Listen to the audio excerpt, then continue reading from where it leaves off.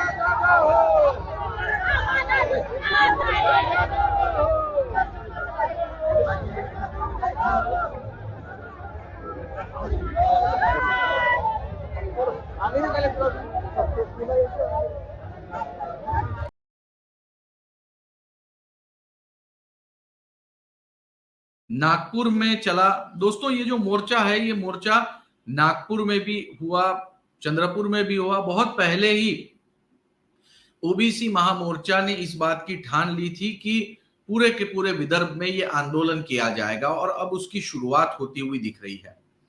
इस आंदोलनकारियों ने ये कहा है कि मराठाओं को आपको जो आरक्षण देना है वो दे दीजिए, लेकिन ओबीसी के कोटे का आरक्षण बिल्कुल ही हिलना नहीं चाहिए।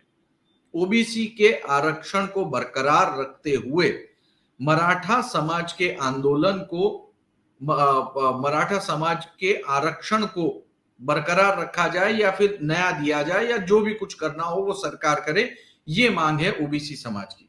दरअसल ये जो पूरा का पूरा आंदोलन हो गया, इस आंदोलन के अंदर सिर्फ विपक्ष के नेता नहीं थे। भारतीय जनता पार्टी के नेता, कांग्रेस के नेता, शिवसेना के नेता, राष्ट्रवादी कांग्रेस पार्टी के नेता, शरद पवार गुट के नेता, ऐसे तमाम गुट के नेता जो थे ओबीसी समाज के, वो सब के सब एक साथ शामिल हुए थे, क्योंकि कोई भी इस ओबीसी समाज की लड़ाई में पीछे नहीं रहना चाहता। इसको कांग्रेस पार्टी या एनसीपी या शिवसेना तो बिल्कुल ही नजरअंदाज नहीं कर सकती, क्योंकि बीजेपी की जो पूरी की पूरी राजनीति है, पॉलिटिक्स है, वो इस ओबीसी की वोट बैंक के ऊपर जो है वो बहुत मजबूती के साथ खड़ी है। और अगर इस ओबीसी समाज के आंदोलन को बीजेपी के हाथों में जाने दिया जाए तो ये बहुत ही बुरी रणनीति होगी। बीजेपी अपनी परंपरागत वोट बैंक को बरकरार रखेगा, उसमें कोई भी सेंध नहीं हो पाएगी, और मराठा वोट शेयर भी अगर बीजेपी को थोड़ा बहुत मिल गया तो बीजेपी महाराष्ट्र में बड़ी आसानी से फिर एक बार सत्ता के गलियारों में पूर्ण बहुमत के साथ वापसी कर सकती है। कम से कम ये सपना तो बीजेपी के नेता देख ही रहे हैं। तो दोस्तों, जो ओबीसी का मोर्चा निकला उसमें कांग्रेस पार्टी के नेता भी गए, एनसीपी के नेता भी गए, शिवसेना के नेता भी गए और सभी ने मांग की कि जो भी आरक्षण देना हो वो आरक्षण ओबीसी के कोटे से न हो, मराठाओं को अलग से आरक्षण दिया जाए। इस बारे में उन्होंने ज्ञापन जो है वो अलग अलग जगह पर कलेक्टरों को, डिस्ट्रिक्ट मजिस्ट्रेट को वगैरह दिया, अपनी पूरी ताकत दिखाते हुए। दोस्तों, ये आंदोलन जो है वो बीजेपी को बहुत ज्यादा भारी पड़ सकता है। 30 दिन की डेडलाइन के सामने अब तक 2 दिन पूरे हो चुके हैं, 28 दिन बाकी है। और जैसे ये 28 दिन की डेडलाइन फिनिश होने की तैयारी हो रही है, उसी दौरान, बिल्कुल उसी दौरान ओबीसी आंदोलन भी तेजी पकड़ने की बात रख रहा है। आज एक चौंकाने वाली भी महाराष्ट्र में घटना हुई। चूंकि मैं अब इसी विषय पे बात कर रहा हूं तो आपको एक छोटी सी जानकारी दे दूं कि महाराष्ट्र में एक मराठा व्यक्ति ने आरक्षण की डिमांड के साथ में आत्महत्या कर ली। और इस आत्महत्या के बाद में एक डिस्ट्रिक्ट में बहुत हंगामा हुआ, टायर जलाया गया, दुकानें तोड़ी गई और इस समय बहुत बड़ी संख्या में पुलिस बल जो है वहां पे तैनात किया गया है।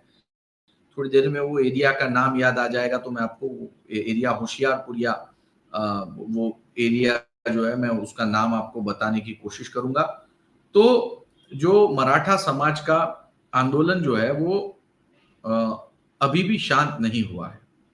कहीं ना कहीं ये आंदोलन जो है वो आग पकड़े रखा है, कहीं ना कहीं वो आगे बढ़ने की कोशिश कर रहा है। यानी बड़े पैमाने पर अगर अनशन आंदोलन पूरा हुआ हो तब भी लोगों की डिमांड अभी भी बरकरार है। दूसरी तरफ ये ओबीसी ने जो विदर्भ में महामोर्चा निकाला है उसका बीजेपी पर खासा असर इसलिए पड़ता है क्योंकि विदर्भ में से 2 पार्टियां बहुत ज्यादा बड़ी ताकत रखती है, एक कांग्रेस पार्टी और दूसरी बीजेपी। अगर यहां ओबीसी आंदोलन बहुत बड़ा हो जाता है तो बीजेपी के लिए भारी नुकसान होगा, विधानसभा में भी और लोकसभा में भी। और अगर इन दोनों जगहों पर बीजेपी को नुकसान हुआ तो पूरी की पूरी बीजेपी की टैली जो है वो लोकसभा में 48 सीटों की भी बिगड़ सकती है और महाराष्ट्र में विधानसभा में भी बिगड़ सकती है। ओबीसी का मोर्चा जो महामोर्चा निकला है ये सिर्फ एक शुरुआत है। इसके बाद जगह जगह पर पूरे महाराष्ट्र में आंदोलन किया जाना लगभग तय है और इसी के साथ ओबीसी एक तरफ खड़ा हो जाएगा अपनी डिमांड लेकर, अपनी बातों पर अड़े हुए, और दूसरी तरफ मराठा समाज आंदोलन खड़ा होगा आरक्षण की जो उनकी प्रॉमिसेस की गई है उसे लेकर। और तीसरी तरफ खड़ा होगा सुप्रीम कोर्ट, जिसका कहना है कि 50% से ज्यादा आरक्षण जो है वो आरक्षण नहीं दे सकते, देना मुश्किल। दोस्तों, पहले ही मराठा आरक्षण कोर्ट में फेल हो चुका है, सुप्रीम कोर्ट में फेल हो चुका है। अब ऐसे में ओबीसी आरक्षण जो है उसके कोटे से ही मराठाओं को दिया जा सकता है। कम से कम मराठाओं ने जो डिमांड की वो तो इसी प्रकार की थी कि उन्हें कुणबी समाज का जो है वो प्रमाण पत्र दिया जाए, वो कुणबी समाज में एडजस्ट हो जाएंगे, जिसके खिलाफ कुणबी समाज ने आंदोलन किया कि हमारे कोटे में एक भी मराठा नहीं आना चाहिए। तो जो स्क्वायर दिया गया है उसकी बाउंड्रीज लिमिटेड है और डिमांड करने वाले लोग जो है वो बढ़ गए हैं। और इसीलिए महाराष्ट्र में ये जो दृश्य मैंने आज आपको दिखाए नागपुर के, ये बहुत अहम बन जाते हैं, बहुत ही इंपॉर्टेंट बनते हैं। और अब आने वाले दिनों में ये आंदोलन किस दिशा में आगे बढ़ेगा उस हिसाब से महाराष्ट्र सरकार को अपनी रणनीति तय करनी होगी। समय कम है, फैसले कई सारे करने हैं। सुप्रीम कोर्ट वैसे ही महाराष्ट्र के स्पीकर को लताड़ चुका है कि आप जल्दी से डिस्क्वालिफिकेशन की कार्यवाही कीजिए, यानी कि जजमेंट पर आइए। तो एक तरफ डिस्क्वालिफिकेशन का मैटर, दूसरी तरफ मराठा आरक्षण और तीसरी तरफ अब ओबीसी का आरक्षण। इन तीनों मामले से महाराष्ट्र की ट्रिपल इंजन सरकार किस तरह से अपना रास्ता बनाती है, नया रास्ता खोजती है, ये देखना बेहद ही दिलचस्प होगा। इस पूरे आंदोलन और महाराष्ट्र की राजनीति की अन्य खबरों के साथ मैं आपके सामने 4 PM महाराष्ट्र में फिर एक बार हाजिर हो जाऊंगा। आप चैनल को सब्सक्राइब करें, वीडियो पसंद आया हो तो लाइक और शेयर करें, कमेंट करना ना भूलें। बहुत बहुत धन्यवाद।